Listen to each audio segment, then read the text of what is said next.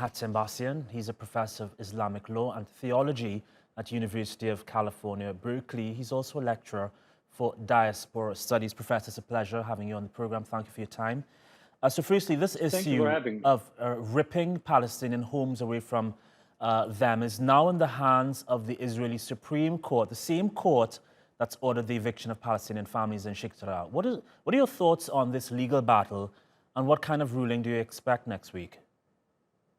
Well, I tend to look at the Israeli legal process as part of legal colonialism, where in any civilized society, when literally thugs come into your house in the middle of the night and you call the police should come and arrest the thugs rather than come and protect them.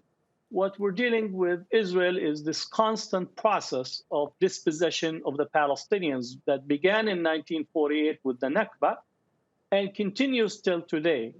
Israel has always been maintaining two-pronged strategies, either committing systematic expulsion of the Palestinians outside Palestine, or transferring Palestinians inside Palestine to one area or the other to reach about to have maximum land with minimum Palestinian population. So I don't have much confidence of the Israeli Supreme Court that it will actually come to respect justice, respect international law, that Jerusalem is an occupied city per Resolution 181 of the United Nations of 1947, and the Israeli government has been aiding and abetting the violation of Resolution 181 as well as the Fourth Geneva Convention. So I will not hold my breath that all of a sudden the Israeli Supreme Court is going to find out that the settlements and the settlers, 650,000 of them right now, including Greater Jerusalem,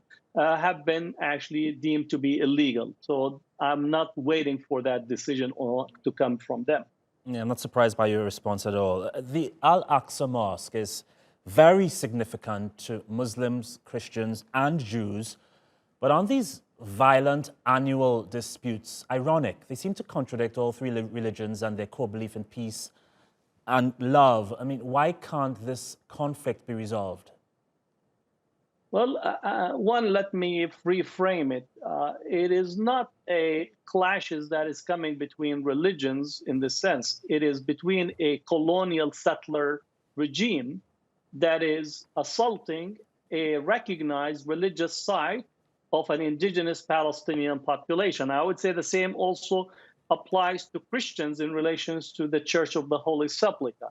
And it is not the Palestinians that are coming out of the Al-Aqsa Mosque. It is the Israeli military that is coming to stoke, to intimidate, to shoot, to really unleash violence on a Palestinian population in protections of settlers who are violating the Fourth Geneva Convention. Again, in this sense, it's not a clash when a military occupying force unleashes its force on a religious site. It's not clashes, it's intimidation, it's violence. And I think what we need is to recognize this is what is occurring to the Palestinians on a daily basis.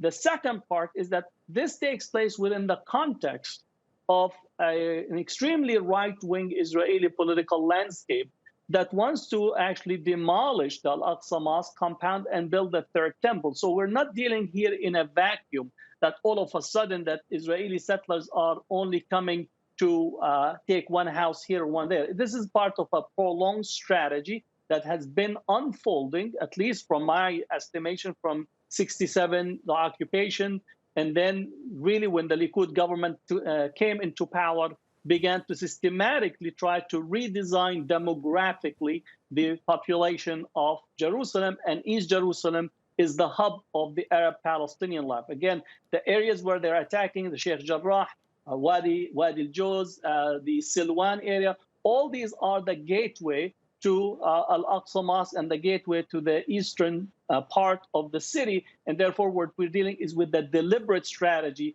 rather than all of a sudden these clashes emerge out of nowhere. And we have to leave it there, Professor. We appreciate you taking time to speak with us here on TRT World. Thank you.